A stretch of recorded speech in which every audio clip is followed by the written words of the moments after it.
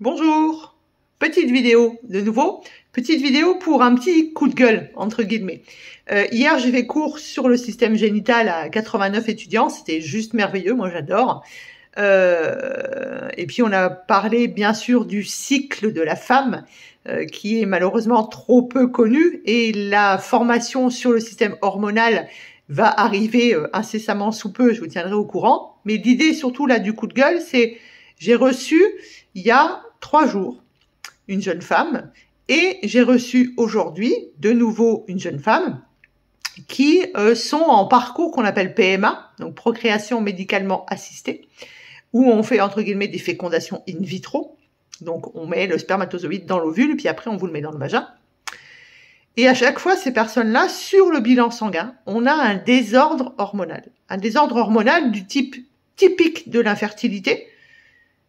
Désordre entre les œstrogènes, la progestérone et la thyroïde.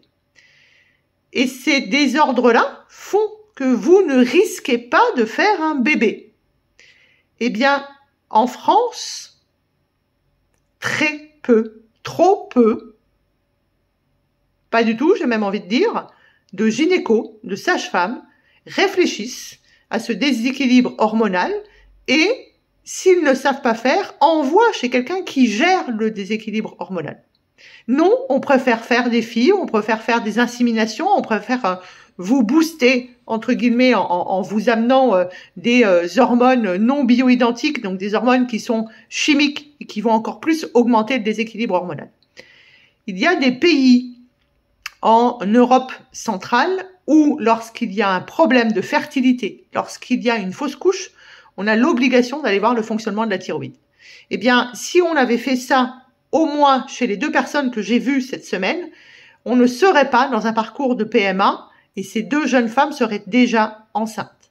Je ne dis pas que c'est moi qui les ferais tomber enceintes, mais en tout cas, on réglerait ce désordre hormonal, ces désordres hormonaux, puisque finalement, toutes les hormones dans le corps sont liées ensemble.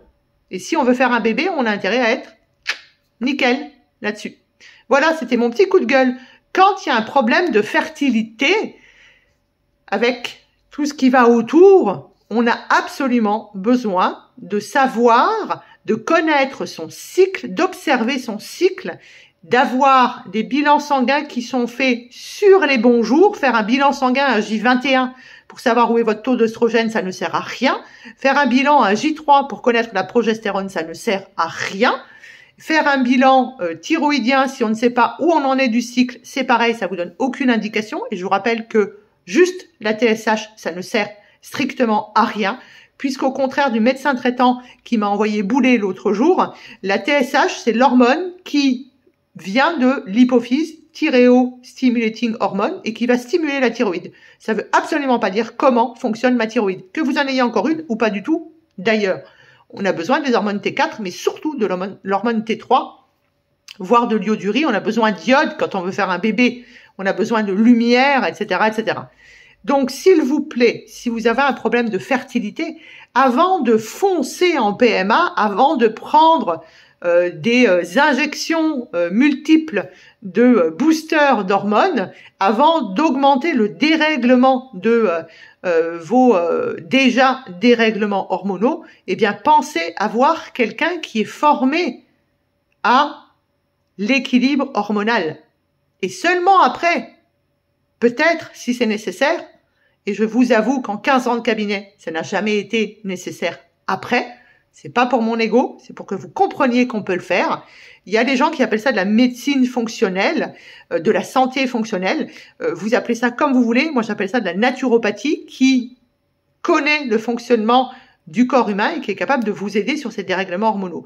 Donc, quand on a des problèmes de fertilité, on va d'abord voir un naturopathe.